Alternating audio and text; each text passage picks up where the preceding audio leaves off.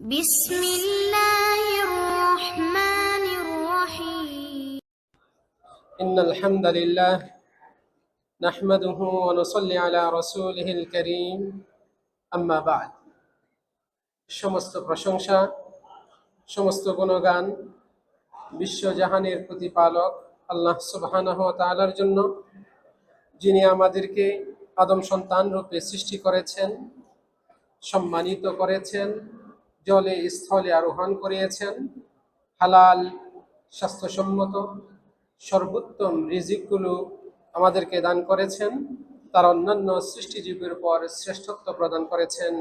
আলহামদুলিল্লাহ, আমি প্রশংসা করছি আল্লাহ সুবহানাহু ওয়া তাআলার, যিনি তার বিশেষ দয়া ও কৃপায় আমাদের জীবনের সবচেয়ে শ্রেষ্ঠ সময়গুলো অতিবাহিত করার সুযোগ দিয়েছেন পবিত্র মক্কা মুকাররমায়, অতঃপর মদিনা মুনাওয়ারায়। আলহামদুলিল্লাহ। সম্মানিত দিনী ভাইয়েরা, আমি আপনাদের সামনে গতকালকে কোরআন এবং সুন্নাহের আলোকে হাজী সাহেবদের হজ পরবর্তী করণীয় শীর্ষক আলোচনা পেশ করেছিলাম, যে আলোচনাটি হজ পরবর্তী সফরের সাথে সম্পৃক্ত ছিল। আমি আজকে উক্ত শিরোনামের অধীনে আপনাদের সামনে হজ পরবর্তী হাজী সাহেবদের আমলযোগ্য করণীয় সম্পর্কিত কিছু দিক নির্দেশনা প্রদান করব। ওয়া মা তৌফিকি ইল্লা বিল্লাহ। আমরা গতকালকের সংক্ষিপ্ত আলোচনায় জেনেছিলাম যে হজ সম্পাদন শেষে হাজী সাহেবদের জন্য উত্তম হলো যত দ্রুত সম্ভব নিজ পরিবারের কাছে ফিরে যাওয়া। এটা অন্যতম বড় সওয়াবের কাজ। কেননা রাসূল সাল্লাল্লাহু আলাইহি সাল্লাম বলেছেন, যখন তোমাদের কেউ হজ সম্পাদন করে সে যেন দ্রুত তার পরিবারের কাছে ফিরে যায়। ফালিউআজ্জিল আর-রিহলাতা ইলা আহলিহি ফাইন্নাহু আযাম লিআজরিহি। কেননা হজ শেষে পরিবারের কাছে দ্রুত ফিরে যাওয়াটাই বড় সওয়াবের কাজ। এভাবে আমাদের নবী মুহাম্মদ সাল্লাল্লাহু আলাইহি সাল্লাম আমাদেরকে শুনিয়েছেন। আমরা জেনেছি যে দেশে হজ সম্পাদন শেষে দ্রুত ফিরে যাওয়ার বিষয়ে হাজী সাহেবদের মাঝে কিছু প্রচলন রয়েছে, যেগুলো রাসূল সাল্লাল্লাহু আলাইহি সাল্লামের এই সুন্নত সহ আরো বহু সুন্নতের বিপরীত কিছু বিষয় প্রচলন রয়েছে, যেগুলো সুন্নত সম্মত নয়, যেগুলো শরীয়ত অনুমোদন দেয় না।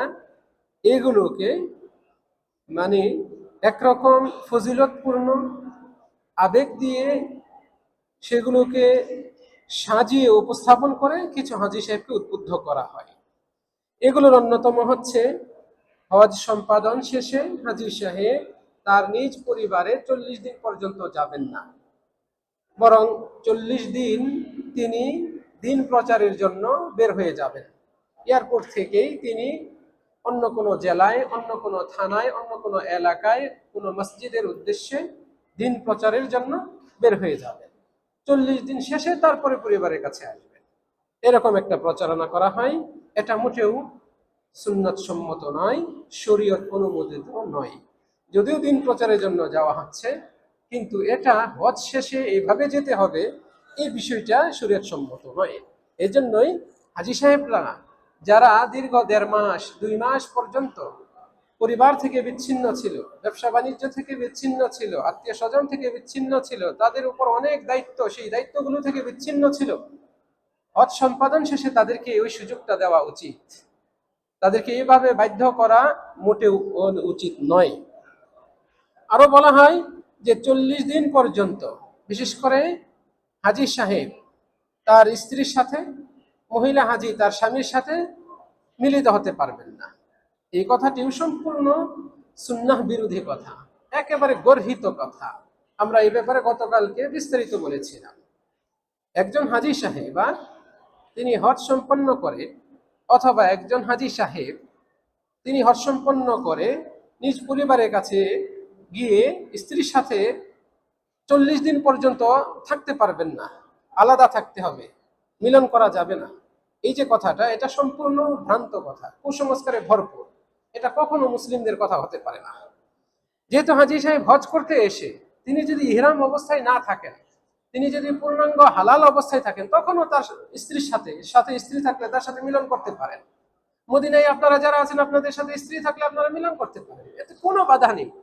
এমনকি মক্কাতেও হজ করতে আপনি গিয়েছেন, উমরা করে হালাল হয়ে আছেন, হজ্জের নিয়ত করেন নাই এখনো, মানে হজ্জে তামাত্তু যারা করবেন, হজ্জে ইফরাত, হজ্জে কিরান যারা করবেন, তারা তো ইহরাম বেঁধে মক্কায় যাওয়ার পরে হজ শেষ হওয়ার আগ পর্যন্ত তো হালাল না, 10 তারিখ আসার আগ পর্যন্ত হালাল না, তাদেরকে ইহরাম অবস্থায় থাকতে হবে। তারা স্ত্রীর কাছে মানে মিলনের জন্য কাছাকাছি হতে পারবেন না। কিন্তু যারা তামাত্তু হাজি, তাদের তো হজ্জের আগে উমরা করে হালাল হয়ে যেতে হয়। উমরা করে হালাল হয়ে গিয়েছেন, মক্কাতেই আছেন, হজ শুরু হবে জিলহজের 8 তারিখে, যেটা হয়ে গিয়েছে আলহামদুলিল্লাহ। এই 8 তারিখ আসতে অনেক হাজির 1 মাস বাকি আছে, 20 দিন বাকি আছে, 17-18 দিন বাকি আছে। সাথে যদি স্ত্রী থাকে এবং সেখানে যদি সেই পরিবেশ থাকে, নিজস্ব রুম এবং পরস্পরের চাহিদা থাকে, ইসলামের দৃষ্টিতে কোনো বাধা নেই এতে, বরং এটাতে বহু কল্যাণ রয়েছে, এটাতে বহু কল্যাণ রয়েছে। তো হজ অবস্থাতে এই কাজ থেকে বিরত থাকতে হবে। এটাকে ইহরাম অবস্থায় নিষিদ্ধ কাজগুলোর মধ্যে সবচেয়ে নিকৃষ্ট বলা হয়েছে, সবচেয়ে জঘন্যতম। হালাল সবচেয়ে বড়, হালাল হওয়ার পরে এটা বৈধ হয়ে যায়। হজ্জের মৌসুমে হজ্জেরও কিছু কাজ বাকি রয়েছে, তারপরে স্ত্রী হালাল হয়ে যায়। আর তাহাল্লুল মানে পুরোপুরি হালাল হওয়ার মাধ্যমে, তাহলে সেই জিনিসটা হজ সম্পাদন শেষে 40 দিন পর্যন্ত কিভাবে স্থগিত থাকে, যেটা হজ্জের ভেতরেই হালাল হয়ে যাওয়ার পরে বৈধ হয়ে যায়। আল্লাহ অনুরূপ ভাবে বলা হয় 40 দিন পর্যন্ত বিশেষ করে মহিলা হাজি তার নিজের ঘর থেকে, বাড়ি থেকে, বাসা থেকে বের হবে না। আত্মীয় স্বজনের বাসায় যাওয়া বা নিজ কর্মক্ষেত্রে প্রয়োজনে বের হতে পারবে না। 40 দিন পর্যন্ত তাকে অপেক্ষা করতে হবে। এই কথাটি একেবারে ভ্রান্ত কথা, এগুলো সপক্ষে কোনো ভিত্তি নেই, শক্তিশালী বিশুদ্ধ সহিহ কোনো ভিত্তি নেই। 40 দিন পর্যন্ত হাজী সাহেবের দোয়া কবুল হতেই থাকে, এই কথারও ভিত্তি নেই।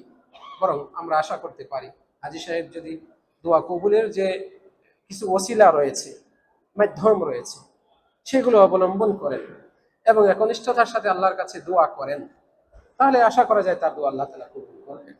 আল্লাহ তাআলা তিনি তো ওয়াদা দিয়েছেন, আমি আমার কাছে বান্দা যখন 2 হাত তুলে তার 2টা হাত খালি ফেরত দিতে লজ্জা বোধ করি।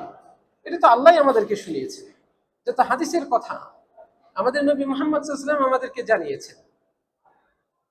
সম্মানিত দিনী ভাইরা, এরকম আরো বলা হয় যে 40 দিন পর্যন্ত মসজিদে অবস্থান করতে হবে, অথবা 3 মাস পর্যন্ত বা 4 মাস পর্যন্ত। এই কথাগুলো বিশুদ্ধ নয়, এগুলো হজ্জের সাথে সম্পৃক্ত নয়।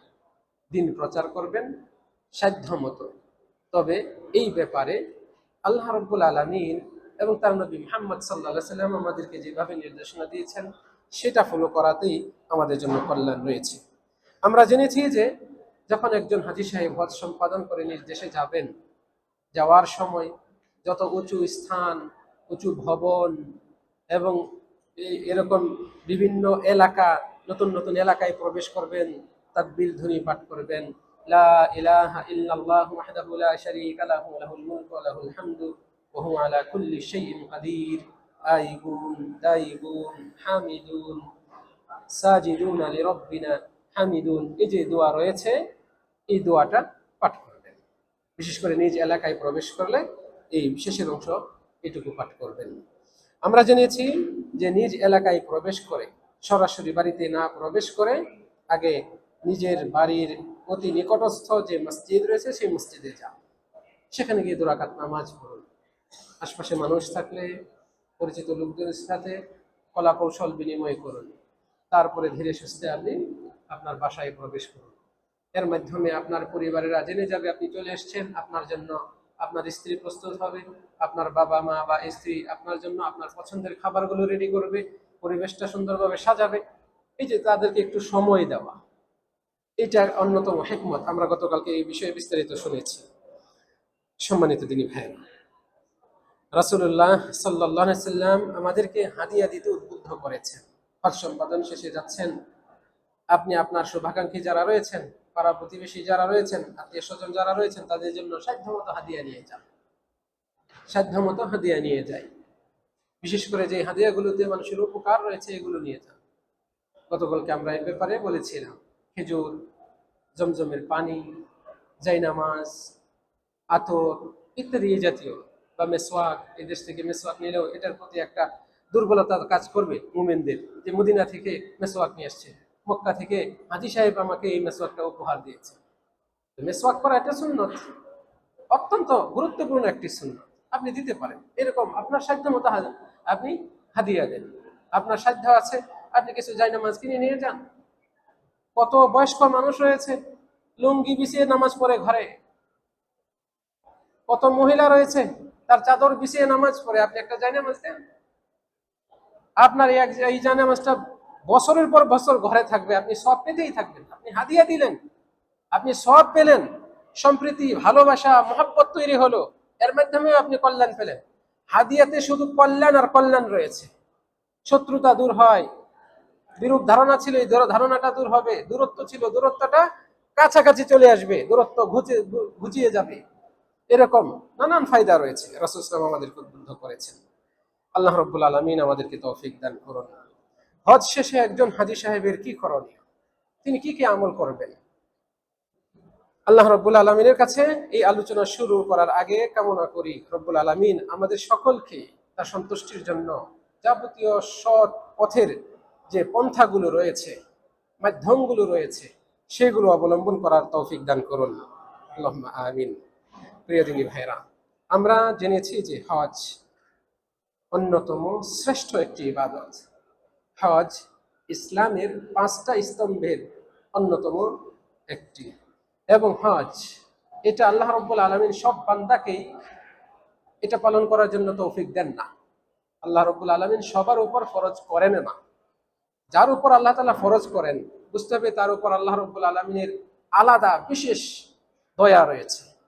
তাকে অর্থ দিয়েছেন, শারীরিক সক্ষমতা দিয়েছেন, তাকে ভালো সুস্থ মন মানসিকতাও দিয়েছেন। ফলে অর্থ, শারীরিক সামর্থ্য থাকার পাশাপাশি এই মন মানসিকতা থাকার কারণে সে বাইতুল্লাহ জিয়ারত করার সিদ্ধান্ত নিয়েছে, হজ করার সিদ্ধান্ত নিয়েছে। এই যে সুস্থ মন মানসিকতা, এটাকে ছোট করে দেখবেন না। আপনি তাকিয়ে দেখেন আপনার ডানে বামে, আপনার আশপাশে, আপনার অফিসে, আপনার ব্যবসা যাদের সাথে, এদের মধ্যে অনেকে আছে আপনার সাথে অনেক ভালো আছে, মানে দুনিয়াবি অর্থ সম্পদ, শারীরিক সক্ষমতা, সুস্থতা, এগুলো দিক থেকে অনেক ভালো আছে, কিন্তু আল্লাহ তাআলা তাকে ওই মনটা দেয় নাই যে হজটা করে আসা উচিত। আল্লাহ তাআলা আপনাকে দিয়েছে। তো এরকম বিশাল একটি সওয়াবের কাজ হজ, এটা পালন করার আল্লাহ তাআলা তৌফিক দান করেছে। এই হজ এমন একটি ইবাদত, যে ইবাদতের মাধ্যমে একজন মুমিন মুসলিমের ইসলামের 5টা রুকনের উপর আমল করা হয়ে যায়। কালেমা পড়তেই হবে প্রত্যেক মুমিনকে। মুমিন যদি কালেমা না পড়ে সে তো মুমিনই নয়। কোনো মানুষ যদি কালেমা না পড়ে সে তো মুমিন নয়, মুসলিমই নয়। তাহলে আমরা সবাই মুসলিম, আমরা কালেমায় বিশ্বাস করি। এরপরে যে আরো 4টা রুকন রয়েছে, নামাজ, এটা নিয়মিত প্রত্যেক মুমিন মুমিনা 5 ওয়াক্ত পড়তেই হবে। অসুস্থ রোগী, তাকেও ছাড় দেওয়া হয় নাই। দাঁড়িয়ে পড়তে পারে না, বসে পড়ো, বসেও পড়তে পারে না, শুয়ে পড়ো, শুয়েও তার ওই সাধ্য নাই, মানে হাত পা এগুলো নাড়াবে এই সাধ্য নাই, তাকে অন্তত নিয়ত করে হলেও সালাতটা আদায় করতে হবে। যতক্ষণ তার ব্রেন কাজ করবে, যতক্ষণ তার ব্রেন কাজ করবে, ততক্ষণ তার নামাজ মওকুফ নাই। সে দুনিয়ার বাদশা হোক আর কৃষি কাজ করুক, যেই হোক না কেন, সবার জন্য এই সালাত, এটা সবাইকে আদায় করতে হয়। তারপরে রয়েছে সাওম, রোজা, এটা রমজান মাসের সাথে সম্পৃক্ত, বছরে একটা মাস। এটা প্রাপ্তবয়স্ক, সুস্থ, জ্ঞান আছে এবং যার শরীরে কোনো ওজন নেই, এরকম প্রত্যেক নর নারীর উপর ফরজ, এটা আদায় করতেই হবে। তারপরে রয়েছে জাকাত। এই জাকাত সবার উপর ফরজ না, যাদের নির্দিষ্ট সংখ্যা, নির্দিষ্ট একটা সীমায় সম্পদ পৌঁছে, সেটাতে একটা নির্দিষ্ট অল্প পরিমাণ জাকাত গরিবদের জন্য আদায় করতে হয়। আমরা যাকে জাকাত বলি, এটা সবার উপর ফরজ না। ঠিক অনুরূপভাবে এরপরে আরেকটা রয়েছে হজ। এটাও সবার উপর ফরজ না। সাধারণত যাকাত যাদের উপর ফরজ হয় এদের অধিকাংশের উপরই হজ্জ ফরজ হয়ে যায়। তো এই হজ সম্পাদনের মাধ্যমে একজন ব্যক্তি মুমিন ইসলামের 5টা রুকনের উপর আমল করতে পারেন। এই সক্ষমতা যাকে আল্লাহ তাআলা দিয়েছেন, নিঃসন্দেহে এটা তার জন্য বিশাল সম্মানের, যা আল্লাহ তাআলা তাকে দিয়েছে। সম্মানিত দিনী ভাইয়েরা, হজ্জের ফজিলত সম্পর্কিত আমরা অনেক কিছুই শুনেছি, অনেক আলোচনায় আমরা শুনেছি, আমি সেদিকে যাচ্ছি না। হজ আল্লাহ রাব্বুল আলামিন আমাদের অনেককেই পালন করার তৌফিক প্রদান করেছেন। হজটা আল্লাহ রাব্বুল আলামিন কবুল করুন। রব্বুল আলামিনের কাছেই আমাদেরকে দোয়া করতে হবে। যে কোনো আমল করে ওই আমলের বিষয়ে অন্যতম করণীয় হচ্ছে আল্লাহ রাব্বুল আলামিনের কাছে দোয়া করা, আল্লাহ তুমি আমাকে যতটুকু সাধ্য বা আমাকে সক্ষমতা দিয়েছ, আমি সেই সক্ষমতা অনুযায়ী আমলটা করেছি, কবুল করার মালিক তুমি আমার কাছ থেকে এই আমলটা কবুল করো। এই কবুল করার জন্য আল্লাহর কাছে দোয়া করা, এটা একটা আমল, মনে রাখবেন। আবারও বলছি, যেহেতু হজ অন্যতম শ্রেষ্ঠ ইবাদত, মহা গুরুত্বপূর্ণ ইবাদত, যেই ইবাদতে অর্থ লাগে, যেই ইবাদতে শক্তি সামর্থ্য লাগে, শারীরিক পরিশ্রম লাগে, এই ইবাদত হচ্ছে এটা। একমাত্র 5 রুকনের মধ্যে একটাতেই শুধু এটা লাগে। এই দুইটা জিনিসের সমন্বয় হয়। নামাজ পড়লে আপনার টাকা লাগে না, রোজা রাখলে টাকা লাগে না, যাকাত দিলে টাকা লাগে, শারীরিক পরিশ্রম লাগে না। কিন্তু হজ্জে আপনাকে পরিশ্রম করতে হবে, আবার টাকাও দিতে হবে। এই দুইয়ের সমন্বয়ে বিশাল বড় গুরুত্বপূর্ণ এই হজ সম্পাদন হয়। এই হজটি আমি আল্লাহ তাআলা করেছি তোমার সন্তুষ্টির জন্য, আমার ভুল ত্রুটি ক্ষমা করে দিয়ে তুমি আমার এই আমলটিকে কবুল করো। এই দোয়াটা আমাদেরকে করতে হবে। দুইজন নবী বাপ বেটা, নবী ইব্রাহিম আলাইহিস সালাতু ওয়াস সালাম এবং নবী ইসমাইল আলাইহিস সালাতু ওয়াস সালাম, এই দুইজন নবী একসাথে বাইতুল্লাহ তৈরি করেছেন। এই যে কাবা ঘর আমরা তওয়াফ করি, এই বাইতুল্লাহর এই ঘর কাবা শরীফ নির্মাণ করার পরে দুইজনে আল্লাহর কাছে দোয়া করছেন, রব্বানা তাকাব্বাল মিন্না ইন্নাকা আনতাস সামিউল আলিম। হে আমাদের রব, আপনি আমাদের কাছ থেকে আপনি কবুল করুন। আপনি শুনছেন, আপনি তো জানেন, আপনি সব কিছু শুনেন, আপনি সব জানেন। আমরা আপনার জন্য এই ঘর তৈরি করেছি, বাইতুল্লাহ নির্মাণ করেছি, আপনি আমাদের কাছ থেকে কবুল করে নিন। নবীরা যদি দুনিয়ার অন্যতম শ্রেষ্ঠ কাজ আল্লাহর ঘর বাইতুল্লাহ কাবা ঘর নির্মাণ করে আল্লাহর কাছে দোয়া করতে পারেন, আল্লাহ আপনি আমাদের কাছ থেকে এটা কবুল করেন, আপনি ওই বাইতুল্লাহ তওয়াফ করলেন, আপনি কেন দোয়া করবেন না, আল্লাহ এই তওয়াফটা আপনি কবুল করেন, এই হজটা আপনি কবুল করেন। আল্লাহ রাব্বুল আলামিন তাদের এই দোয়াটা কুরআনে দিয়েছেন কেন? শুধু কি পড়ার জন্য, শুধু কি ইতিহাস জানার জন্য, নাকি এটা থেকে শিক্ষা নেওয়ার জন্য? আমরাও যেন এই আমলটা করি সেই জন্য। এর মাধ্যমে আল্লাহ তাআলা আমাদেরকে এটাও শিক্ষা দিলেন, হে আমার বান্দারা, তোমরা ভালো কাজ করার পর আমার কাছে দোয়া করো, আমি যেন তোমার এই আমলটাকে কবুল করি। এর মাধ্যমে বান্দা আরো বেশি আল্লাহমুখী হবে, আরো বেশি আল্লাহর প্রতি নির্ভরশীল হবে, আল্লাহর প্রতি তার বিনয়তা আরো বাড়বে, যেটা আল্লাহ তাআলা বেশি পছন্দ করেন। ফলে এর মধ্যে শুধু কল্যাণই রয়েছে। সম্মানিত দিনী ভাইরা, হজ শেষে হাজী সাহেবের জন্য সবচেয়ে গুরুত্বপূর্ণ যে বিষয়টি, সেটা হচ্ছে তাকে ইখলাস অবলম্বন করে বাকি জীবন কাটাতে হবে, তাকে পূর্ণ মুখলিস হতে হবে। হজ্জের শিক্ষা হচ্ছে এটা, হজ্জের বড় শিক্ষা হচ্ছে এটা, যে হাজী সাহেবকে এই হজ মুখলিস বানায়। মুখলিস হচ্ছে সেই ব্যক্তি যে আল্লাহর সাথে শিরিক করে না, যে ইবাদত করে কেবল আল্লাহর জন্য, কেবল আল্লাহর সন্তুষ্টির জন্য, তাকে বলা হয় মুখলিস।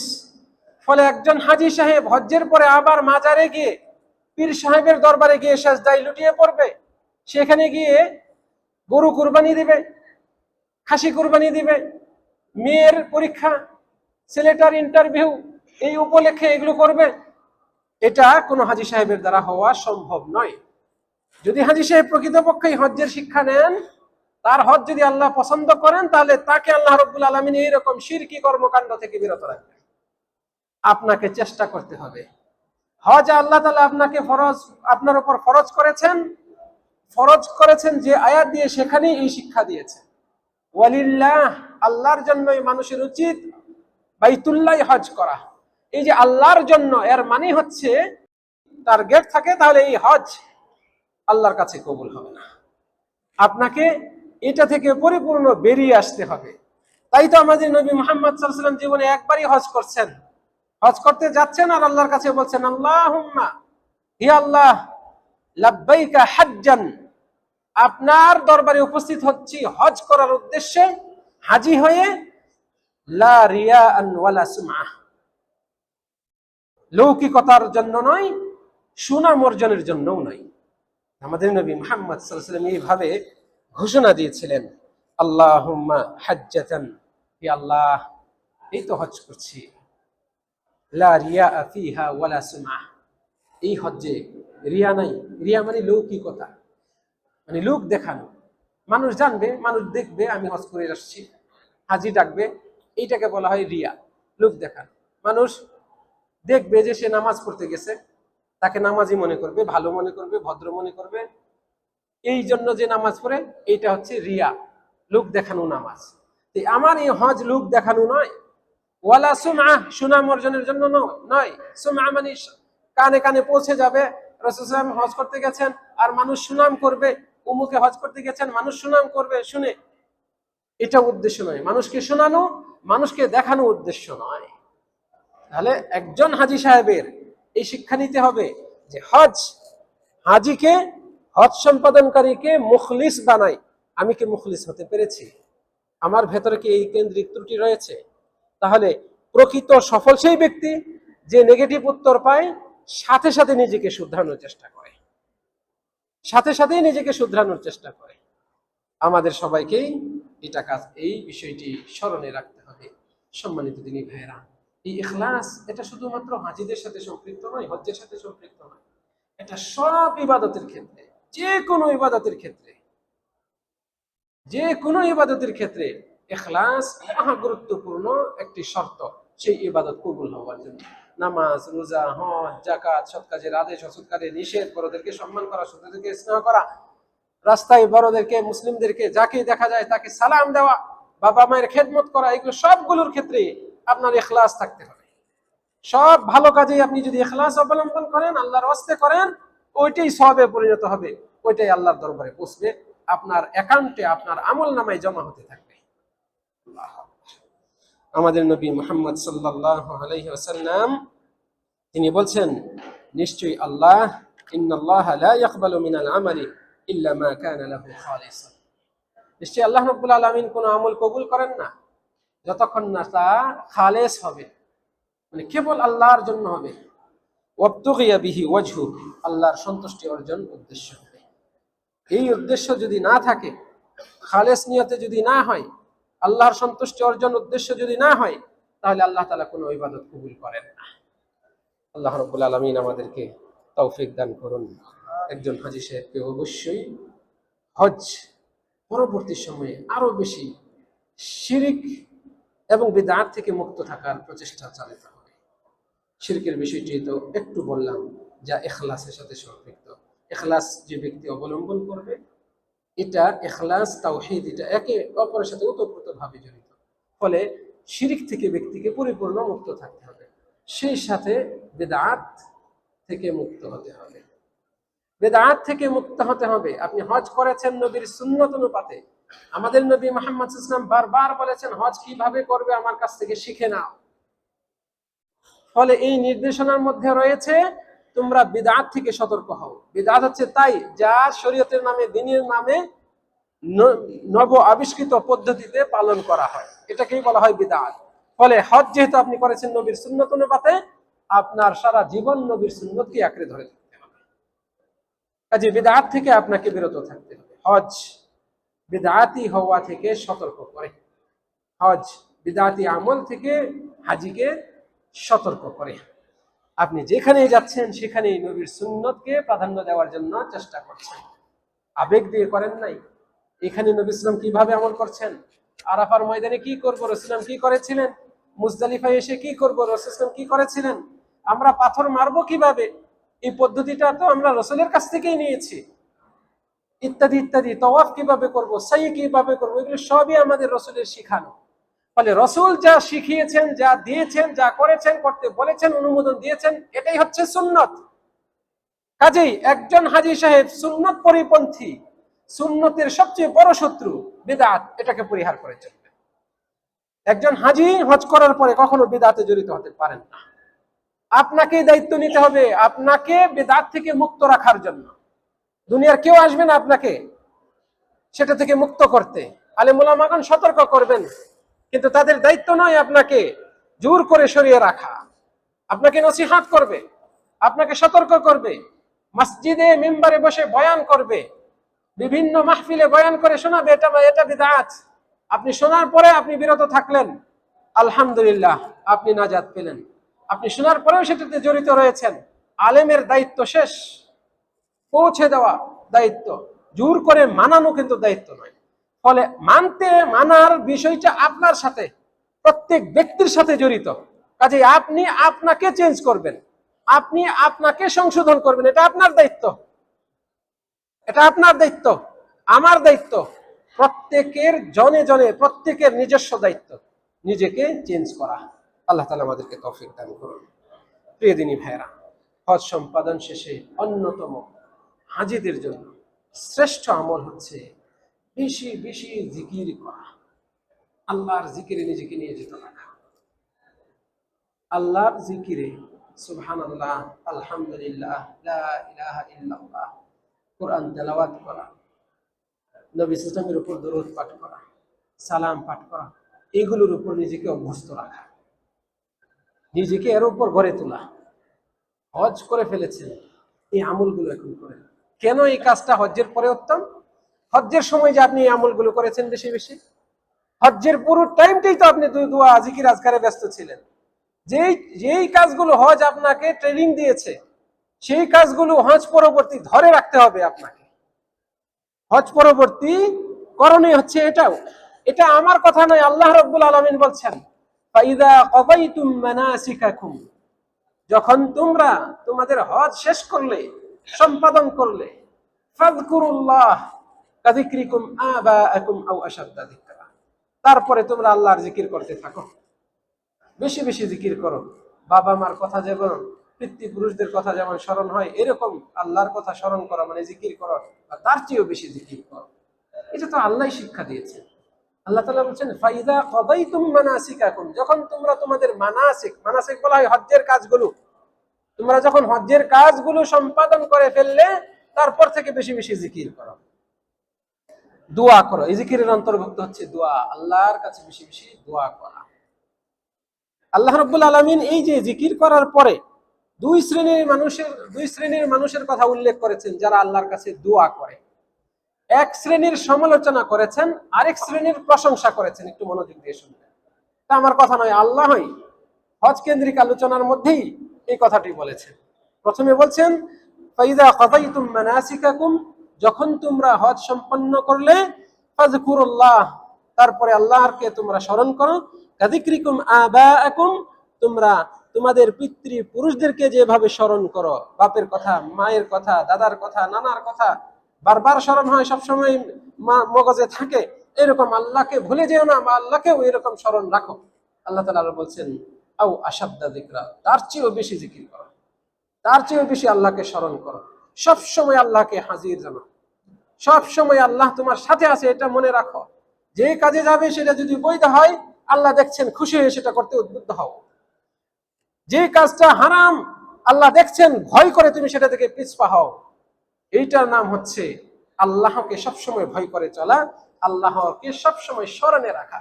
আল্লাহর জিকির, আল্লাহর স্মরণের দাবিও হচ্ছে এটা, যেহেতু আপনি সবসময় আল্লাহকে কাছে মনে করছেন, আল্লাহর তদারকি, তত্ত্বাবধান, মুরাকাবা আপনার উপর রয়েছে, এটা মনে করছেন।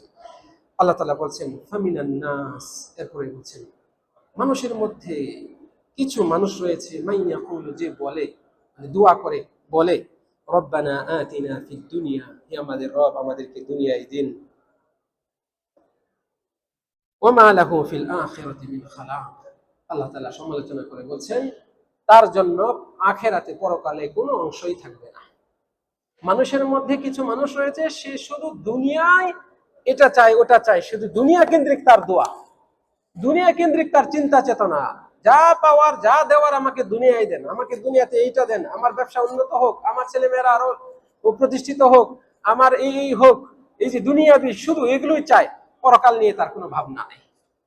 আল্লাহ তাআলা বলছেন ওমা লাহু ফিল আখিরাতি মিন খালাক, পরকালে আখিরাতে তার কোনো অংশই নেই।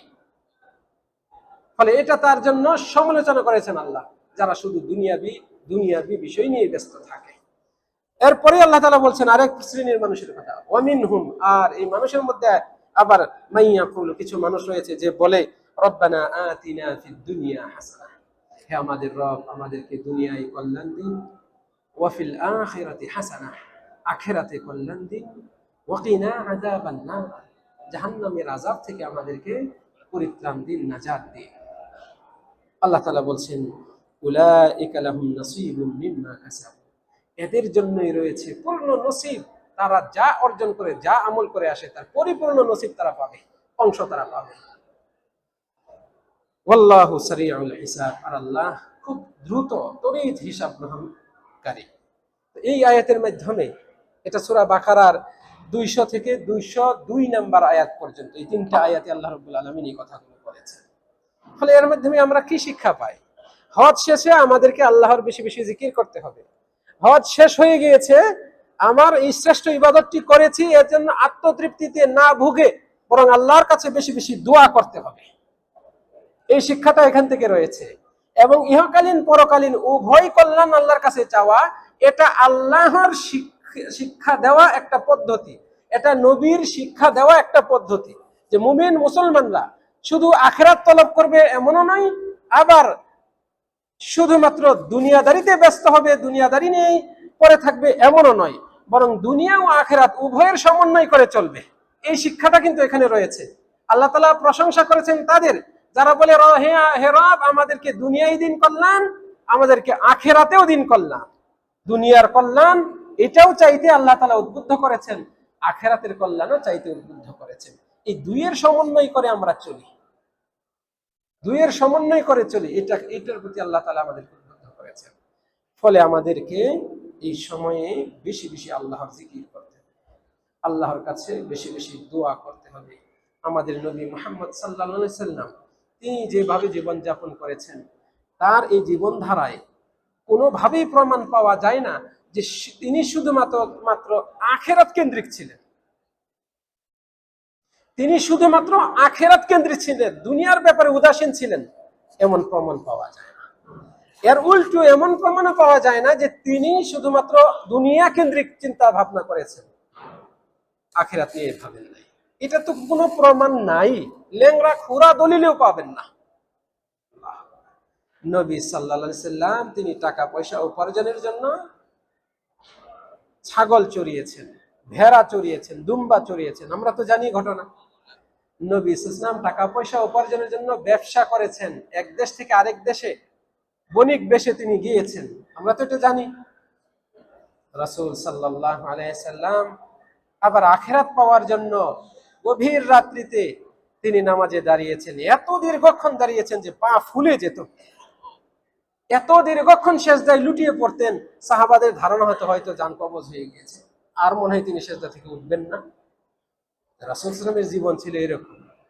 রাসূল সাল্লাল্লাহু আলাইহি ওয়াসাল্লাম ঘরে স্ত্রীদের কাজে সহযোগিতা করতেন, আবার আজান হয়ে গেলে কাজ বাদ দিয়ে মসজিদে চলে আসতেন। এই হলো আমাদের নবী মুহাম্মদ সাল্লাল্লাহু আলাইহি ওয়াসাল্লাম। তাহলে তিনি দুনিয়াবি কাজও করতেন, পরকালীন কাজও করতেন। রাসূল সাল্লাল্লাহু আলাইহি ওয়াসাল্লাম আমাদেরকে যে দোয়া শিখিয়েছেন এবং তিনি যে দোয়া করতেন আল্লাহর কাছে, এই দোয়াগুলোর অন্যতম হচ্ছে তিনি দোয়া করতে গিয়ে বলতেন আল্লাহুম্মা লা তাজআলিদ দুনিয়া আকবার হাম্মিনা, হে আল্লাহ দুনিয়াকে আমাদের সবচেয়ে বড় টার্গেট, আমাদের ধ্যান ধারণা চিন্তা চেতনার কেন্দ্রবিন্দু যেন দুনিয়া না হয়, শুধু পৃথিবী কেন্দ্রিক দুনিয়াদারি নিয়ে যেন আমরা ব্যস্ত না হই, আমাদের মন মগজ যেন এই কেন্দ্রিক না হয়। এই দোয়াটা রাসূল সাল্লাল্লাহু আলাইহি ওয়াসাল্লাম করতেন। তারপরে তিনি বলতেন ওয়ালা মাবলাগা ইলমিনা, দুনিয়া যেন আমাদের ইলম জ্ঞান বিজ্ঞান চর্চার কেন্দ্রবিন্দু না হয়, যে শুধু দুনিয়া কেন্দ্রিক জ্ঞান অর্জন করে শুধু দুনিয়ায় কামাই করব, দুনিয়াতেই আয় উন্নতি করব। আপনার জ্ঞান, আপনার শিক্ষা যেন আপনাকে পরকালের জন্য উপকারী করে, উপকার দেয়, এই ব্যাপারে আপনাকে চেষ্টা করতে হবে। ফলে আমাদের চিন্তা চেতনা, আমাদের জ্ঞান, গরিমা, উৎকর্ষতা এটা শুধুমাত্র দুনিয়া কেন্দ্রিক যেন না হয়। রাসূল সাল্লাল্লাহু আলাইহি ওয়াসাল্লাম আল্লাহর কাছে এই দোয়া করেছেন, আমাদেরও দোয়া করা উচিত। প্রিয় দিনী ভাইরা, রাসূলুল্লাহ সাল্লাল্লাহু আলাইহি ওয়াসাল্লামের এই শিক্ষাগুলো থেকে আমরা এটা পাই যে একজন হাজী সাহেব হজ পরবর্তী সময় তিনি আল্লাহমুখী হবেন। দুনিয়া কেন্দ্রিক প্রবল ঝুঁকে পড়া, যে প্রবণতা আগে ছিল হজ্জের আগে, সেটা থেকে তিনি বেরিয়ে আসবেন। তিনি এই সময় আল্লাহ কেন্দ্রিক তার চিন্তা ভাবনা হবে, পরকাল কেন্দ্রিক চিন্তা ভাবনা হবে, দুনিয়ার অংশটা সে ভুলবে না, কিন্তু পরকালের বিষয়টাকে তিনি এখানে প্রাধান্য দিয়ে চলবেন। যে ব্যক্তি পরকালকে প্রাধান্য দেয় সেই ব্যক্তি দুনিয়া হারায় না, কিন্তু যে ব্যক্তি এর উল্টা, যে ব্যক্তি দুনিয়াকে প্রাধান্য দেয় সে কিন্তু সমূহ সম্ভাবনা রয়েছে পরকালকে হারাবে।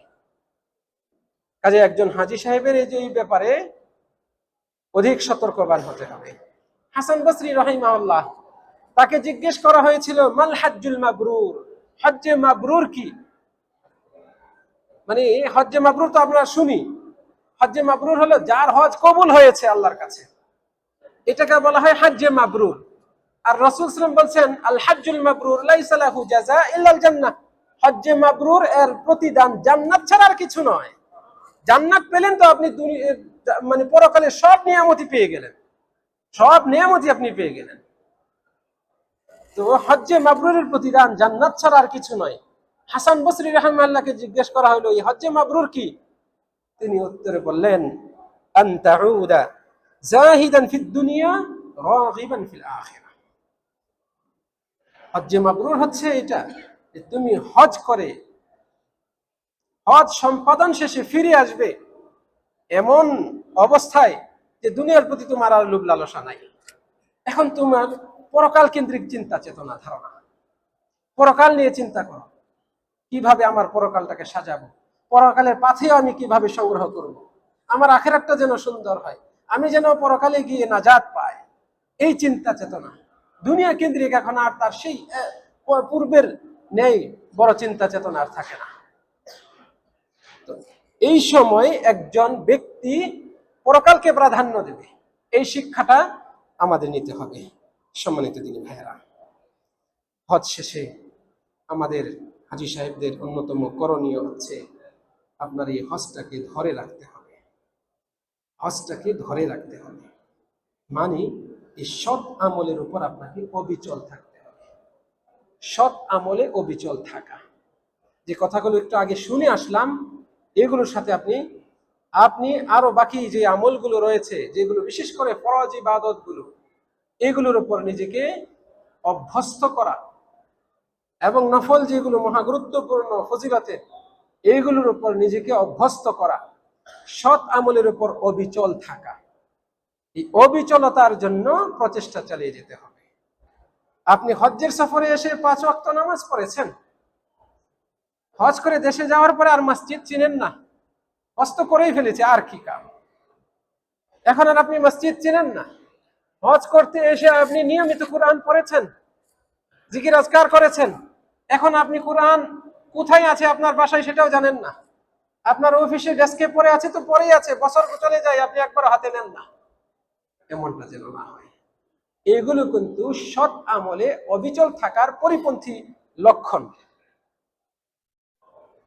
আপনি আজান হলে মসজিদে চলে আসতেন, জামাতের সাথে নামাজ পড়ার জন্য হজ্জের এই মৌসুমে আপনি উদ্গ্রীব, হজ শেষে দেশে যাওয়ার পরে আজান হয়ে যায়, নামাজ কখন পার হয়ে গেল, মাগরিব কখন শেষ হলো, এশা কখন শেষ হলো, ঘুমানোর সময় মনে পড়ছে মাগরিব তো পড়ি নাই, এশা তো পড়ি নাই, যাক সময় চলে গেছে, নাউজুবিল্লাহ। অনেকেই করে কি, সময় তো গেছেই গেল, কালকে পড়ব না। আল্লাহ আকবার। এই জাতীয় ফিতনায় পড়বেন না, এগুলো ভালো লক্ষণ নয়। হজ বা যে কোনো আমল কবুল হওয়ার লক্ষণ হচ্ছে এটা যে সেই আমল করার পরে ওই জাতীয় আমলে আপনি অবিচল থাকবেন। আপনার ওই আমল করার আগে যে অবস্থা ছিল তার চেয়ে পরবর্তী অবস্থাটা আরো ভালো হবে। পরবর্তী অবস্থাটা আরো ভালো হবে, আপনি আরো বেশি তাকওয়াবান হবেন, আরো বেশি আমলদার হবেন, আরো বেশি ইবাদত গুজার হবেন, আরো বেশি সুন্নতের পাবন্দী হবেন। এটা যদি আপনার ভেতরে লক্ষ্য করেন, কোন হাজী সাহেবের ভেতরে লক্ষ্য করেন, বুঝবেন তার হজ আল্লাহ কবুল করছে। রাসূলুল্লাহ সাল্লাল্লাহু আলাইহি ওয়াসাল্লাম আমাদেরকে যে কোনো সৎ আমলে অবিচল থাকার ব্যাপারে উদ্বুদ্ধ করেছেন। আমল অল্প যদি করেন, এই আমলটা নিয়মিত করেন। আমল অল্পও যদি হয় তবু সেটা নিয়মিত করেন। হঠাৎ একটা মৌসুম পেয়ে বহু আমল করলেন, তারপরে সারা বছর আর ওই আমলের খবর নাই। একদিন বছরে একদিন রাত জেগে নামাজ পড়ে, শবে বরাতের দিন, আর অন্য কোনো দিন তাদেরকে খুঁজে পাওয়া যায় না মসজিদে বা নিজ বাড়িতে তাহাজ্জুদ পড়তে, এমনকি রমজানেও না। কি লাভ এতে? তার চেয়ে আপনি নিয়মিত 2 রাকাত করে পড়েন, সারা রাত পড়ার চেয়ে নিয়মিত 2 রাকাত করে পড়েন। বহু ফায়দার মধ্যে রয়েছে, বহু ফায়দার মধ্যে রয়েছে। এটা জাস্ট উদাহরণস্বরূপ বললাম আপনাদের, এরকম আরো বহু উদাহরণ রয়েছে। কাজেই আপনি যে কোনো সৎ আমল ফরজের বাইরে, ফরজ তো যা আছে তা আদায় করতে হবে, এখানে কম কাটছাট করার কোনো সুযোগ নেই। ফরজের বাইরে যে আমলগুলো রয়েছে এগুলো অল্প অল্প করে হলেও নিয়মিত করেন। হঠাৎ একদিন, হঠাৎ এক সময়, একটা মৌসুমে বেশি করার চেয়ে এটা আল্লাহর কাছে সবচেয়ে প্রিয়। আল্লাহ রাব্বুল আলামিন মহাগ্রন্থ আল কোরআনে আমাদেরকে একটা দোয়া শিক্ষা দিয়েছেন, যে দোয়া থেকে আমরা এই শিক্ষা পাই যে আমরা যে সৎ আমলগুলো পালন করার তৌফিক পেয়েছি, করেছি, সেটার উপর যেন আমরা অবিচল থাকি, ওইটা থেকে যেন আবার বিচ্যুত না হই। আল্লাহ তাআলা আমাদেরকে শিক্ষা দিয়েছেন এই দোয়া, যাতে করে আমরা বলি রব্বানা লা তুযিগ কুলুবানা বা'দা ইয হাদাইতানা। হে আমাদের রব, আমাদেরকে হেদায়েত দেওয়ার পরে আপনি আমাদের হৃদয়টাকে, আমাদের কলবটাকে, আমাদের অন্তরটাকে বিচ্যুত করে দিবেন না। আমাদেরকে হেদায়েত দেওয়ার পরে, আর এই হেদায়েতের অন্তর্ভুক্ত হচ্ছে ভালো আমল করার তৌফিক দেওয়া। এই সৎ আমল করার তৌফিক দিয়েছেন, করেছি, এরপরে যেন এই সৎ আমল পরিপন্থী কাজে জড়িত না হই, এই দোয়াটা আল্লাহ রাব্বুল আলামিন আমাদেরকে শিখিয়েছেন। কাজে হজ করে যাওয়ার পরে আবার সেই বাম হাতে পকেটে ঢোকাবেন, আবার সেই ফাইলটা আটকিয়ে দিয়ে টাকা নেবেন, সুযোগ সুবিধা নেবেন, কি লাভ এই হজ করে? আবার সেই হজ করার পরে আপনি অন্যায় কাজেই জড়িত হচ্ছেন, ব্যবসায় 2 নাম্বার মাল 1 নাম্বার বলে চালিয়ে দিচ্ছেন, বোনের জমিনটা দখল করেই আছেন, ছোট ভাইকে ঠকিয়ে দামি দোকান, বেশি দামের দোকান, জমিন, বাসা, ফ্ল্যাট ওইটা আপনার নামেই দখলে রেখেছেন। কি লাভ আপনার এই হজ করে? আপনি তো সেই অন্যায়ের মধ্যেই ছিলেন। অথচ এই হজ অন্যায় থেকে বিরত রাখতে উদ্বুদ্ধ করেছে। এই হজ সৎ কাজে অবিচল থাকতে শিক্ষা দিয়েছে, এবং এটা হজ্জের অন্যতম শিক্ষা। তাহলে আমাদেরকে এই বিষয়টি অবশ্যই গুরুত্বের সাথে নিতে হবে। হজ্জের পরে সৎ কাজে অবিচল থাকতে হবে, নিয়মিত জিকির আজকার করা, যে একটু আগে শুনলাম, আল্লাহর কাছে বেশি বেশি দোয়া করা, ইবাদতগুলো কবুল হওয়ার ব্যাপারে আল্লাহর কাছে দোয়া করা, শিরিক, বিদআত, রিয়া, সুমআ এগুলো থেকে পরিপূর্ণ নিজেকে মুক্ত রাখা, ইখলাস, তাওহীদ, সুন্নতের পাবন্দী এই বিষয়ে নিজেকে পরিপূর্ণভাবে জড়িত রাখা, এগুলোর ব্যাপারে সর্বোচ্চ সতর্ক, সর্বোচ্চ আন্তরিকতা থাকতে হবে। অনুরূপভাবে হজ্জের শিক্ষা হচ্ছে তাকওয়া অবলম্বন করা। তাকওয়া অবলম্বন করা মহা গুরুত্বপূর্ণ একটি বিষয়। আল্লাহ রাব্বুল আলামিন হাজী সাহেবদেরকে যা সংগ্রহ করতে বলেছেন, একেবারে সরাসরি, একেবারে স্পষ্টভাবে হাজীদেরকে যা সংগ্রহ করতে বলেছেন তা হচ্ছে এইটা, এই তাকওয়া। আল্লাহ তাআলা বলছেন ওয়াতাজাওয়াদু, তোমরা পাথেয় সংগ্রহ করো, ফাইন্না খায়রাজ যাদিত তাকওয়া, নিশ্চয়ই সর্বোত্তম পাথেয় হচ্ছে তাকওয়া, ফাত্তাকুনি, কাজেই তোমরা আমাকে ভয় করো, আমার তাকওয়া অবলম্বন করো। তাকওয়া হচ্ছে, এর অর্থ, শাব্দিক অর্থ হচ্ছে ভয়, আল্লাহর ভয়। এর সাধারণ সংজ্ঞা, একেবারে সহজ সংজ্ঞা হচ্ছে হালালকে গ্রহণ করা, হারামকে বর্জন করা। একেবারে সহজ সংজ্ঞা, হালালকে গ্রহণ করা, হারামকে বর্জন করা, এটার নাম হচ্ছে তাকওয়া। আপনার ভেতরে তাকওয়া আছে, আপনার সামনে বিশাল লোভনীয় অফার এসেছে, অথচ এই অফারটা বেআইনি, আপনি সাইন করে দিলেই হয়ে যাবে, অথচ আপনি জানছেন এই সাইন করে দিলাম মানে কাউকে ঠকালাম আর অন্যায়ভাবে একজনকে সুবিধা দিয়ে দিলাম। আপনার নামে হয়তো একটা ফ্ল্যাট দিবে, আপনাকে একটা গাড়ি উপহার দিবে, 5 লক্ষ 20 লক্ষ টাকা আপনার অ্যাকাউন্টে ট্রান্সফার করে দিবে, আপনাকে বিরাট অফার দেওয়া হলো। আপনার ভেতরে তাকওয়া রয়েছে না? এই যে 4-5 অক্ষরের যে আপনার নামের সাইনটা, আপনি এটা দিলেন না, 2-3 সেকেন্ড 4-5 সেকেন্ডের কাজ, আপনি এটা থেকে বিরত রইলেন, লক্ষ লক্ষ টাকা থেকে আপনি নিজেকে বঞ্চিত করলেন। কিন্তু এটা করলেন কেবলই তাকওয়ার কারণে, যেহেতু ওটা হারাম, আপনার তাকওয়া আপনাকে বিরত রেখেছে। আপনি খাঁটি মুমিন, আপনি খাঁটি মুসলমান, আপনি খাঁটি মুসলমান। আপনার হজ আল্লাহ পছন্দ করেছেন, আল্লাহ নিয়েছেন, এই জন্য আল্লাহ তাআলা আপনার ভেতরে তাকওয়া ঢুকিয়ে দিয়েছেন। তাহলে এই তাকওয়া আমাদের সবাইকে অর্জন করতে হবে, তাকওয়ার শিক্ষা এর মধ্যে রয়েছে। আল্লাহ রাব্বুল আলামিন আমাদেরকে তৌফিক দান করুন। প্রিয় দিনী ভাইরা, আজকে আমাদের আলোচনার একেবারে শেষ দিকে আমরা চলে এসেছি। আমাদেরকে হজ পরবর্তী সময়ে আল্লাহর শুকরগুজার বান্দা হতে হবে, বেশি বেশি আল্লাহর শুকরিয়া আদায় করতে হবে। হজ সম্পর্কে আর ফজিলত সম্পর্কে গতকালকেও আলোচনা শুরুতে বলেছি, আজকেও কিছু বলেছিলাম। এত মহা গুরুত্বপূর্ণ ইবাদত আল্লাহ তাআলা আপনাকে পালন করতে দিয়েছেন, এটা কি শুকরিয়া আদায় যোগ্য নয়? আল্লাহর জন্য কি শুকরিয়া আদায় করা উচিত নয়? কত হাজী সাহেব এসে মারা গিয়েছেন, কত হাজী সাহেব এসে হজ করতে এসে অসুস্থ হয়ে পড়েছেন, আল্লাহ আপনাকে সুস্থ রেখেছেন।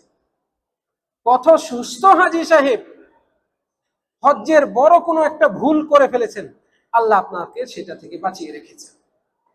কত হাজী সাহেব তার দ্বারা কত কি ঘটেছে, আপনার দ্বারা কিছু ঘটে নাই, আলহামদুলিল্লাহ। আপনি কি আল্লাহ শুকরিয়া আদায় করবেন না? আপনি সুস্থতার সাথে হজ্জের কাজগুলো পুঙ্খানুপুঙ্খভাবে নিজে উপস্থিত থেকে করেছেন, আপনি কি আল্লাহ শুকরিয়া আদায় করবেন না?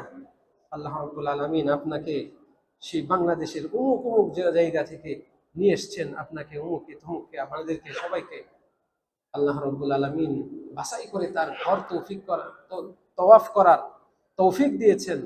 এটা কি শুকরিয়া আদায় যোগ্য নয়? নিঃসন্দেহে এই ইবাদত, এই তৌফিক, এই সুযোগ, এই নিয়ামত শুকরিয়া আদায় যোগ্য নিয়ামত। আল্লাহর শুকরিয়া আদায় করতে হবে। আর আল্লাহর শুকরিয়া আদায়, যে কোনো নিয়ামতের শুকরিয়া আদায়, যথার্থ শুকরিয়া আদায় হয় অনুরূপ ইবাদত পালনের মাধ্যমে। অবাক লাগবে আপনাদের কাছে, অনুরূপ ইবাদত পালনের মাধ্যমে যথার্থ সেই ইবাদতের শুকরিয়া আদায় হয়।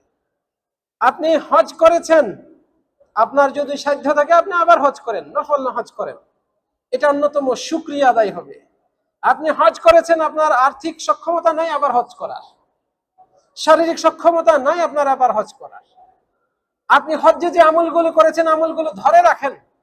ওই যে বলেছিলাম, বেশি বেশি জিকির করেছেন, কোরআন তেলাওয়াত করেছেন, আজান হলে মসজিদে চলে আসছেন, ঝগড়া করার উপলক্ষ সামনে আসছিল তারপরে ঝগড়া করেন নাই, নিজেকে কন্ট্রোলে রেখেছেন, গালি দিতে মন চেয়েছিল তবু আপনি গালি দেন নাই, রাগ উঠেছিল তবু আপনি রাগটাকে প্রশমন করে রেখেছেন। এই আমলগুলো আপনি এখন পালন করেন, তাহলে আপনি ওই যে হজ নামক মহা গুরুত্বপূর্ণ ইবাদত পালন করেছেন, এটার শুকরিয়া আদায় করা হবে যথাযথভাবে আল্লাহর দরবারে। শুকরুত তাআতি তাআতুম মিসলুহা, আরবিতে একটা কথা আছে, ইবাদতের শুকরিয়া অনুরূপ ইবাদত পালন করার মাধ্যমে আদায় হয়। আল্লাহু আকবার। আমাদেরকে নবী মুহাম্মদ সাল্লাল্লাহু আলাইহি ওয়াসাল্লাম শিক্ষা দিয়েছেন, কেউ যদি উমরা করে সাধ্য থাকলে সে আবার উমরা করুক, কেননা আল উমরাতু ইলাল উমরাতি কাফারাতুল লিমা বাইনা। এক উমরা করার পর আবার উমরা করলে এই দুই উমরার মাঝে যা কিছু হয় সেগুলো কাফারা হয়ে যায়, সেগুলো মাফ হয়ে যায়। তাহলে এভাবে আমাদেরকে উদ্বুদ্ধ করেছেন। জুমার নামাজ পড়েছেন, আবার সামনের জুমা আপনি যদি পান নসিবে আসে, আপনি আবার জুমার নামাজ পড়ুন। রাসূল সাল্লাল্লাহু আলাইহি ওয়াসাল্লাম বলেছেন, আল জুমআতু ইলাল জুমআতি কাফারাতুল লিমা বাইনা। এক জুমা থেকে আরেক জুমা এর মাঝে যা কিছু হয় সেগুলো কাফারা হয়ে যায়। এক রমজান থেকে আরেক রমজান এর মাঝে যা কিছু হয় কাফারা হয়ে যায়। তার মানে কি, আমাদেরকে উদ্বুদ্ধ করা হচ্ছে যে এই সেম ইবাদতগুলো সাধ্য থাকলে, উপলক্ষ সামনে আসলে তোমরা সেগুলো পালন করো। এগুলোর মাধ্যমে পূর্ববর্তী এই ইবাদতটির শুকরিয়া আদায় হয়।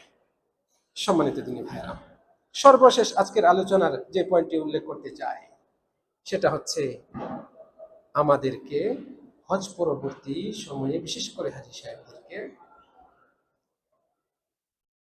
উত্তম নৈতিকতা সম্বলিত হতে হবে, সৎ চরিত্রবান হতে হবে। একেবারে সহজ কথা, সৎ চরিত্রবান হতে হবে। হজ করার আগে আপনি আড্ডা দিতেন, এখন আপনি আড্ডাখানায় যায়েন না, চাই রেস্টুরে বসে ওই আগের মতো করে কত রকমের গীবত চর্চা হয়, পরনিন্দা হয়, আপনি আর ওই বৈঠকে বসবেন না। আগে আপনি অমুক ক্লাবে যেতেন, আপনি এখন ক্লাবে যাবেন না। আপনি আগে আপনার বাসার কাজের মেয়ে, কাজের ছেলে, তাদের সাথে দুর্ব্যবহার করতেন, অযথা তাদের সাথে রাগারাগি করতেন, রাগ দেখে কথা বলতেন। এখন আপনি রাগ কন্ট্রোল করে তাদের সাথে মিষ্টি ভাষায় কথা বলেন। অফিসে আপনি বদমেজাজি হিসেবে পরিচিত ছিলেন, আপনি এখন হজ করার পরে আপনি চেঞ্জ হন, যাতে সবাই আপনাকে সম্মানের সাথে, সম্মানের চোখে দেখে। আপনি পরিবর্তন হন।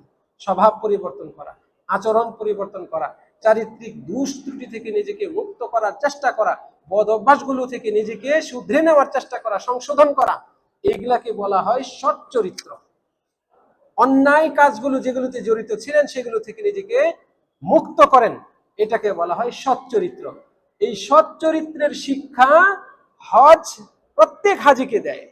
বরং বলা হয়েছে হজ যে করবে সে যেন এই কাজগুলো, মানে অসৎ চরিত্রের যে কাজগুলো, এগুলো থেকে বিরত থাকে। আল্লাহ রাব্বুল আলামিন বলছেন, ফামান ফারাদা ফীহিন্নাল হজ্জা, কাজেই যে ব্যক্তি এই মাসগুলোতে, মানে হজ্জের মৌসুমে হজ করার নিয়ত করলো, ফালা রাফাসা, তাহলে আর অশ্লীল কাজ চলবে না, ওয়ালা ফুসুকা, কবিরা গুনাহের কাজ চলবে না, ফাসিকি কাজ চলবে না, ওয়ালা জিদালা ফিল হজ্জ, হজ্জের সময় কোনো ঝগড়াঝাটি চলবে না। তাহলে কি বোঝা গেল? হজ আমাকে সৎ চরিত্রবান হতে বলে। শুনে আশ্চর্য হবেন, ইসলামের 5 রুকন, 5 রুকন, প্রথম তো কালেমা, এই কালেমা লা ইলাহা ইল্লাল্লাহ, যেটা এটা পরে মুসলিম হতে হয়। এরপরে যে 4টা রয়েছে, এই প্রত্যেক 4টার প্রত্যেকটাই আমাদেরকে সৎ চরিত্রবান হতে উদ্বুদ্ধ করে, বরং আদেশ দেয়, আদেশ দেয়। প্রত্যেকটাই চার রুকন, 5 রুকনের মধ্যে এই যে 4টা রুকন, বরং 5টা, প্রত্যেকটাই মুমিন মুসলিমদেরকে সৎ চরিত্রবান হতে শেখায়, সৎ চরিত্রবান হতে শেখায়। সালাতের ব্যাপারে আল্লাহ তাআলা বলছেন, ইন্নাস সালাতা তানহা আনিল ফাহশাই ওয়াল মুনকার, নিশ্চয়ই নামাজ ফাহিশা কাজ, নেক্কারজনক কাজ থেকে বিরত রাখে। যে নামাজ পড়ে, যার নামাজ কবুল হয়, সে নেক্কারজনক ফাহিশা কাজে জড়িত হতে পারে না। আল্লাহ তাআলা বলছেন, ওয়া আকিমিস সালাহ, তুমি নামাজ কায়েম করো, ইন্নাস সালাতা তানহা আনিল ফাহশাই ওয়াল মুনকার, নিশ্চয়ই নামাজ তানহা, মানা করে, বাধা দেয়, আনিল ফাহশা, ফাহিশা কাজ থেকে, অশ্লীল কাজ থেকে, ওয়াল মুনকার, যত নেক্কারজনক কাজ আছে, খারাপ কাজ আছে, এগুলো থেকে। নামাজের ব্যাপারে আল্লাহ তাআলা এটা বলছেন। যাকাত, এই যাকাতের ব্যাপারে আল্লাহ তাআলা বলছেন, খুয মিন আমওয়ালিহিম সাদাকা, আপনি তাদের সম্পদ থেকে যাকাত উত্তোলন করুন, সাদকা উত্তোলন করুন। সাদকার উদ্দেশ্য এখানে যাকাত, যাকাত উত্তোলন করেন। তুতাহহিরুহুম ওয়া তুযাক্কিহিম, এর মাধ্যমে আপনি তাদেরকে পবিত্র করবেন। ওয়া তুযাক্কিহিম, এবং তাদেরকে পরিশালিত করবেন। তাজকিয়া হচ্ছে নফসের সাথে, ব্যক্তির ভেতরগত চরিত্রের সাথে বিষয়। আল্লাহ রাব্বুল আলামিন সাওম এর ব্যাপারে বলছেন, লাআল্লাকুম তাত্তাকুন, যাতে করে তোমরা তাকওয়াবান হও। তোমাদের উপর রোজা ফরজ করা হয়েছে, যেমন পূর্ববর্তীদের উপর ফরজ করা হয়েছিল, লাআল্লাকুম তাত্তাকুন, যাতে করে তোমরা তাকওয়াবান হও। আর রাসূল সাল্লাল্লাহু আলাইহি সাল্লাম এই রোজা সম্পর্কে বলছেন, মান লাম ইয়াদা কাওলা যুর, যে ব্যক্তি মিথ্যা কথা পরিহার করতে পারলো না, ওয়াল আমালা বিহি, এবং মিথ্যা অনুযায়ী কাজ, মিথ্যা কাজ, মিথ্যা কর্ম, এগুলো পরিহার করতে পারলো না, ফালাইসা লিল্লাহি হাজাতুন ফি আন ইয়াদা তাআমাহু ওয়া শারাবাহু, তার এই খাদ্য পানীয় পরিহার করাতে কোনো লাভ নেই, কোনো ফায়দা নেই আল্লাহর কাছে। মানে যে ব্যক্তি রোজা রেখে মিথ্যা কথা, মিথ্যা কাজ এগুলো পরিহার করতে পারলো না, তার এই পানাহার ছেড়ে দেওয়াতে কোনো লাভ নেই। তার মানে রোজাদার ব্যক্তিকে মিথ্যা এবং এই মিথ্যার সাথে সম্পৃক্ত কাজ এগুলো পরিহার করতে রোজা উদ্বুদ্ধ করে শিক্ষা দেয়। তো এইভাবে হজ্জের ব্যাপারে যা একটু আগেই বললাম, আল্লাহ তাআলা বলছেন যে ব্যক্তি হজ্জের নিয়ত করে তাহলে সে অশ্লীল কাজ করতে পারবে না, ঝগড়াঝাটি করতে পারবে না, কবিরা গুনাহে লিপ্ত হতে পারবে না হজ্জের সময়। তাহলে হজ আমাদেরকে সচ্চরিত্রবান হতে শেখায়। হজ্জের সময় আপনি চিন্তা করে দেখুন, আপনার এই বিগত জীবনে 30, 40, 50, 60 বছর জীবন, এর মধ্যে আপনি যেভাবে যাপন করে এসছেন, তার চেয়ে আপনার এই হজ্জের সফরটা ছিল সবচেয়ে সবচেয়ে পবিত্র। এই সফরের জীবনটা অল্প জীবন, 30 দিনের, 40 দিনের, কারো কম বা বেশি, এই এই এই এই পিরিয়ডটা, এই মৌসুমটা আপনার ছিল জীবনের সবচেয়ে পবিত্র মৌসুম। যে মৌসুমে আপনি ঝগড়া করেন নাই, যে মৌসুমে আপনি অন্যায় করেন নাই, যে মৌসুমে আপনি কবিরা গুনাহে লিপ্ত হন নাই, যে মৌসুমে আপনি বেশি বেশি আল্লাহর জিকির করেছেন, যে মৌসুমে বেশি বেশি কোরআন তেলাওয়াত করেছেন, যে মৌসুমে আপনি যথাসময়ে নামাজগুলো আদায় করেছেন, একজন খাঁটি মুসলমান হিসেবে নিজেকে গড়ে তুলেছেন। এই শিক্ষা আপনাকে নিতে হবে। হজ করার পরেও কোন ব্যক্তি যদি হজ, রোজা, যাকাত, সালাত এগুলো আদায় করার পরেও তার মধ্যে চারিত্রিক ত্রুটি থাকে, এই হারামে যে লিপ্ত হওয়ার মতো বিষয়টি থাকে, তাহলে বুঝতে হবে সে হচ্ছে দুনিয়ার সবচেয়ে মুফলিস, সবচেয়ে মুফলিস নিঃস্ব ব্যক্তি, একেবারে মানে নিঃস্ব, অসহায়, যার সম্বল বলতে কিচ্ছু নাই। সে কাজ করেছে, আমল করেছে বটে, কিন্তু পরীক্ষার রেজাল্ট যেদিন ঘোষণা হবে সেই দিন দেখবে সে শুধু সিফির সিফির সিফির, মানে জিরো পেয়ে আছে। সে একদম ফেল যারা হয় তাদের অন্তর্ভুক্ত হবে। যে ব্যক্তি হজ করলো অথচ সে অশ্লীলতা মুক্ত হতে পারলো না, হারাম মুক্ত হতে পারলো না, যে ব্যক্তি অন্যায় পাপ এগুলো ছাড়তে পারলো না, নিজেকে সংশোধন করতে পারলো না, সেই ব্যক্তি মুফলিসের কাতারেই আসবে। আল্লাহ রাব্বুল আলামিন আমাদেরকে হেফাজত করুন। আমাদেরকে অবশ্যই এইরকম ব্যক্তিদের অন্তর্ভুক্ত হওয়া থেকে বিরত থাকতে হবে, সতর্ক হতে হবে। আল্লাহ রাব্বুল আলামিন আমাদেরকে তৌফিক দান করুন। সর্বশেষ বলছি, অবশ্যই অবশ্যই আপনার অবস্থা হজ্জের আগে যেরকম ছিল, আপনার ইমানি, আপনার তাকওয়া, আপনার আমলের অবস্থা হজ্জের পরে যেন আরো উন্নত হয়, আরো সুন্দর হয়, আরো পরিপাটি হয়, আরো সুন্নত সম্মত হয়, আরো ইখলাসে পরিপূর্ণ হয়, আরো তাওহীদপন্থী হয়, শিরিক মুক্ত হয়, বিদআত মুক্ত হয়, রিয়া এবং সুমআ মুক্ত হয়। এই ব্যাপারে আপনাকে সতর্ক হতে হবে। এক কথায় হজ্জের আগের অবস্থা থেকে পরবর্তী অবস্থা যেন আরো সুন্দর হয়, নচেত আল্লাহ না করুন হতে পারে এমন ব্যক্তিদের অন্তর্ভুক্ত হব যাদের ব্যাপারে রাসূল সাল্লাল্লাহু আলাইহি ওয়াসাল্লাম বলছেন, তোমরা কি জানো মুফলিসকে, নিঃস্ব ব্যক্তিকে? রাসূল সাল্লাল্লাহু আলাইহি ওয়াসাল্লামের সাহাবারা বললেন, আমাদের মধ্যে নিঃস্ব তো সেই ব্যক্তি যার টাকা পয়সা নাই, দিনার দিরহাম নাই। রাসূল সাল্লাল্লাহু আলাইহি ওয়াসাল্লাম বললেন, না, তোমাদের মধ্যে মুফলিস, নিঃস্ব, অসহায় হবে সেই ব্যক্তি কিয়ামতের দিন যে নামাজ পড়েছে, রোজা রেখেছে, যাকাত দিয়েছে, এই বড় বড় আমলগুলো করে এসছে, অথচ সে কাউকে গালি দিয়েছে, কারো উপর মিথ্যা অপবাদ দিয়েছে, কারো সম্পদ অন্যায়ভাবে দখল করেছে, কারো রক্ত ঝরিয়েছে, কাউকে হত্যা করেছে, ইত্যাদি ইত্যাদি, এরকম জঘন্য অপরাধ করে এসেছে। ফলে কাল কিয়ামতের দিন হিসাব নিকাশের সময় যার উপর এই জুলুম করেছিল তাকে তার এই সৎ আমলগুলো থেকে কেটে কেটে দেওয়া হবে। দিতে দিতে তার সৎ আমল শেষ হয়ে যাবে, অথচ তার পাওনাদার, মানে যাদের উপর এইরকম জুলুম অন্যায় করে আসছে, এদের সংখ্যা শেষ হয় নাই এখনো। তখন এই যারা বাকি ছিল, এদের যে অন্যায় পাপ ছিল, এগুলো এনে এই ব্যক্তির উপর, এই রোজা রাখা ব্যক্তি, নামাজ পড়া ব্যক্তি, যাকাত দেওয়া ব্যক্তি, হজ করা ব্যক্তির উপর চাপিয়ে দেওয়া হবে। যে হজ, রোজা, যাকাত এগুলো পালন করার পরে অন্যায় করে এসেছিল, তার উপর চাপিয়ে দিয়ে অবশেষে তাকে উল্টো করে ছেঁচড়ে হিঁচড়ে টেনে জাহান্নামে নিক্ষেপ করা হবে। এই ব্যক্তি হচ্ছে সবচেয়ে বড় মুফলিস, নিঃস্ব ব্যক্তি। নাউজুবিল্লাহ। আমাদেরকে আল্লাহ রাব্বুল আলামিন হেফাজত করুন, সৎ আমলের উপর অবিচলতা দান করুন, হজ করে হজটাকে ধরে রাখার তৌফিক দান করুন, হজ্জটাকে হজ্জে মাবরুর হিসেবে কবুল করুন। রব্বুল আলামিন আমাদের এই সফরকে তার সন্তুষ্টির জন্য কবুল করে নিন। আমাদেরকে পূর্ণ নিরাপত্তার সাথে, সুস্থতার সাথে, বিজয়ী বেশে নিজ নিজ পরিবারের কাছে ফিরিয়ে নিন। রব্বুল আলামিন আমাদের এই মদিনার জিয়ারতের সফরটাকে সাফল্যমণ্ডিত করুন। আজকের এই মজলিসে যারা উপস্থিত হয়েছেন সকলকে এর উত্তম বিনিময় দান করুন। আগামীকালকে মসজিদে নববীতে জুমার নামাজের পরপরই অল্প সময়ের জন্য বয়ান পেশ করা হবে। আপনারা নিজেরা উপস্থিত থাকবেন, অন্যদেরকে সাথে নিয়ে আসবেন, এই কামনা করছি। এই যে পাশে যে চেয়ারটা রয়েছে এখানেই হবে ইনশাআল্লাহ। আসসালামু আলাইকুম ওয়া রাহমাতুল্লাহি ওয়া বারাকাতুহু।